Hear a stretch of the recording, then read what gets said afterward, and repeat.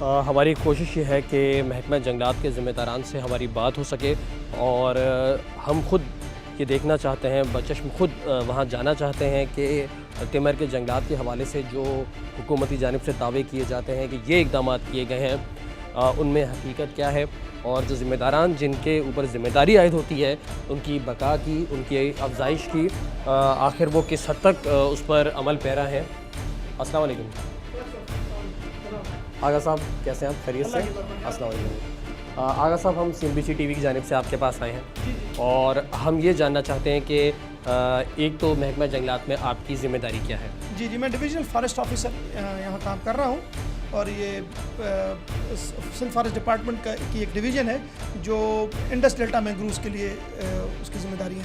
आगा साहब, तिमर के जंगलात आबी मखलूक़ात की बका के लिए हत्ता के समुद्री तूफ़ानों के सामने भी एक ढाल का किरदार अदा करते हैं। हमारी इत्तलात के मुताबिक तिमर के जंगलात में इजाफे के बजाय कमी देखने में आ रही है, तो आप लोग की जानिब से कोई इक़दाम किए जा रहे हैं उनमें इजाफे के लिए? जी, कमी एक नेचुरल फिनोमेना है। इस तरह है कि क्योंकि ओवरऑल ग्लोबल सी राइज हो रही है तो एक्सपर्ट्स ये कहते हैं कि 5 से 10% के दरमियान एनुअल यहाँ नहीं सिर्फ दूसरी जगह भी मैंग्रोव के जंगलात कम हो रहे हैं। वजह है कि पानी ऊपर आ रहा है, ज़मीन उसी सतह पर खड़ी है। एक तो ये टेक्निकल है। दूसरा ये है कि हमने जो काम किया है इस गुज़िश्ता, we are the pioneers in scientific management of mangroves in Pakistan. जिस लेवल पे हमने प्लांटिंग की है, क्योंकि हम एरिड एरियाज में दुनिया भर में इस आर्टिफिशियल प्लांटिंग इतनी ज़्यादा नहीं की जाती है, वो नेचुरल रीजनरेशन पे ज़्यादा उसको रखते हैं और प्रोटेक्शन सेंस में लेते हैं। तो हमने तकरीबन समझे कि 55 से 60,000 हेक्टेयर के दरमियान इन 25 सालों में हमने प्लांटिंग्स की हैं। आगा साहब, आपने कहा कि ये प्लांटिंग की गई है, कहने में और देखने में फ़र्क होता है। हम ये चाहेंगे कि अगर आप लोगों की जानिब से कोई इक़दाम किए गए हैं तो वो आप आवाम के सामने दिखाएं और जो नुकसानात तिमर को पहुँचे उसके हवाले से भी हमें आगाह करें। क्या हम चल कर खुद इसका मुशाहिदा कर सकते हैं? बिल्कुल, आप कहें तो हम इंशाल्लाह फील्ड पे चलने को तैयार है। हमारी कुछ बोट पे हैं तैयार है, वो वी कैन गो इजीली, हम मॉनिटरिंग करते हैं उसकी। आप भी हमारे साथ चलेंगे। आगा ताहिर साहब का ये कहना है कि वो उनकी जानिब से तो इक़दाम किए जा रहे हैं, लेकिन बहरहाल इत्तलात या जो मामलात हैं वो ये कि तिमर के जंगलात में उस हद तक इजाफा क्यों देखने में नहीं आ रहा। हमारी कोशिश है, क्योंकि आगा साहब हमारे साथ चलने के लिए तैयार है, ये जिम्मेदारी इन पर जिम्मेदारी आई होती है। हम जाएंगे, हम देखना चाहेंगे कि आखिर फॉरेस्ट डिपार्टमेंट ने क्या इक़दाम किए हैं। आगा साहब, चलना चाहिए मेरा ख्याल।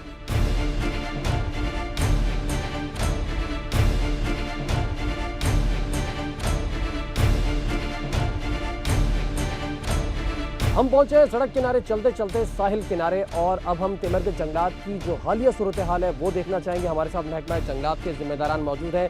नाज़रीन, लकड़ी की चोरी का मसला बहरहाल एक मसला है, उस हवाले से भी इनका कहने के इक़दाम किए जा रहे हैं, लेकिन कुछ मसाइल ऐसे हैं कि जो कुदरती हैं, जैसे सी राइजिंग जो कि तिमर के जंगलात को नुकसान पहुँचा रही है, उससे फ़ाइट के लिए महकमा जंगलात के लोग क्या कर रहे हैं और जो इनका ये कहना है कि इक़दाम कर रहे हैं उनमें हकीकत कितनी, हम ये देखना चाहेंगे। आगा साहब, हम खुद भी जायज़ा लेंगे और आपसे पूछना चाहेंगे कि आपकी जानिब से जो इक़दाम किए जा रहे हैं उनमें सच्चाई है और हकीकत कितनी है और वाकई किए जा रहे हैं? जी बिल्कुल।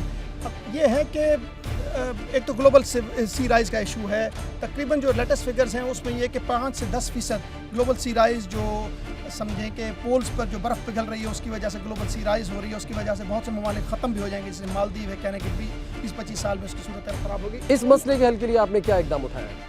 इसका एक हल है कि जो हमारे पास रिसोर्स अवेलेबल है, वो ज़मीन जो मड फ्लैट्स अवेलेबल हैं उसको जल्दी से जल्दी मैंग्रोव से का कवर दिया जाए, प्लांटिंग्स की जाए। प्लांटिंग कर रहे हैं आप लोग? बिल्कुल प्लांटिंग कर रहे हैं। इस 25 सालों में हमने तकरीबन समझे 55 से 60,000 हेक्टेयर के करीब जंगलात लगाए हैं। तो आगा साहब, आप तो प्लांटिंग की बात कर रहे हैं, लेकिन जो ग्राउंड रियलिटी है वो तो ये सुनने में आती है कि तिमर के जंगलात में इजाफे की बजाय कमी हो रही है। गुज़िश्ता 4 सालों का जो एक निकाला जाए, में कह रहे हैं इलीगल कटिंग तो बैन है टोटली, लेकिन क्योंकि कराची का इशू अलग है। कराची में आपके पास जो 3,000 के करीब हेक्टेयर के करीब मैंग्रोव्स हैं, उसमें एक पोल्यूशन का बहुत बड़ा इशू है। तकरीबन समझे 430 million gallons per day pollution आ रहा है, जो डायरेक्ट फजला आ रहा है, वो नुकसान दे रहा है। फिर आपको अब भैंस कॉलोनी की साइड में हम लेके चलेंगे, वहाँ देखिए कि डायरेक्ट क्या नुकसान हो रहे हैं। आपको 2 किस्म का कलर का पानी नज़र आएगा। नाज़रीन, आगा साहब की बात के फजला ये वाकई एक जानिब तो कटाई का मसला अपनी जगह पर है, फिर कुछ कुदरती अवामिल हैं, सी राइजिंग है, वो भी मसला अपनी जगह पर है, और कुछ हमने मसाइल पैदा कर रखे हैं जिन पर हुकूमत को तवज्जो देने की ज़रूरत है। जैसे यहाँ पर जो फुजला फैक्ट्रीज़ का और इनका जो फुजला समंदर में डाल दिया जाता है, तिमर के जंगलात के लिए भी बहुत ख़तरनाक है। आगा साहब, हम चाहेंगे कि वो जो सूरत हाल है आप हमें वो चलकर दिखाएं। बिल्कुल, आप देखेंगे कि यंग मैंग्रूव्स हो नहीं रहे नेचुरली जो होने चाहिए। ओल्डर मैंग्रूव्स के लिए फिर भी वो सर्वाइव कर लेते हैं। तो एक तो ये एक इशू है। दूसरा ये कराची में लैंड हंगर इशूज़ है, आबादी बढ़ रही है। अब हमने कराची में जो लैंडफिल्स स्टार्ट किए हैं वो अर्ली 40s से स्टार्ट। अच्छा, ये लैंड हंगर इशू से आपकी मुराद कब्जा माफिया की जानिब आप इशारा कर रहे हैं? कब्जा माफिया ऐसा हम उसको माफिया के तौर पे के अलावा एक और नीड भी देखते हैं कि कराची की आबादी की ज़रूरियात बढ़ रही हैं, लेकिन हमें ये भी सोचना है कि हम इसके बजाय अगर सुपर हाईवे साइड पे बढ़ जाएं, लैंड साइड पे बढ़ जाए, हमारे पास बहुत ज़्यादा ज़मीन मौजूद है। ओवरऑल दुनिया में जो समझें कि मोस्ट पॉपुलेटेड कंट्रीज है उसमें 80% पॉपुलेटेड शहर जो है समंदर के किनारे हैं। अगर साहब, लेकिन यहाँ पर एक बात है कि ख़ास तौर पर ये आप हॉक्स बे की जानिब जाएँ, ये इलाके हैं इब्राहिम हैदरी के, यहाँ पर समंदरी जो ज़मीन है जो तिमर के लिए होनी चाहिए, वहाँ के बारे में भी ये पता चलता है कि वहाँ पर जनाब तजावुज़ात कायम की जा रही हैं।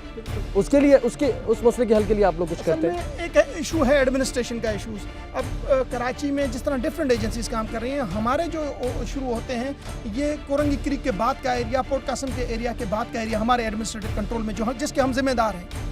लेकिन अगर ये कराची का देखा जाए तो यहाँ केपीटी और पोर्ट कासिम के पास है।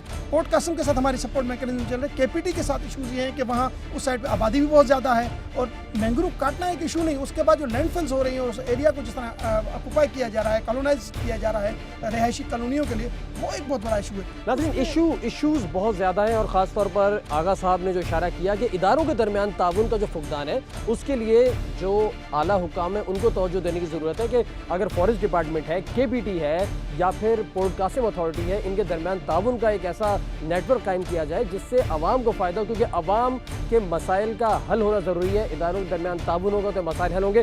हम आगे बढ़ेंगे, समंदर में रहिए साथ हमारे, इसी सड़क किनारे साहिल समंदर में। टाइडल प्रेशर की वजह से इरोजन होती है, इरोजन की वजह से ये सारा एरिया पानी का बहाव शहर की तरफ हो सकता है।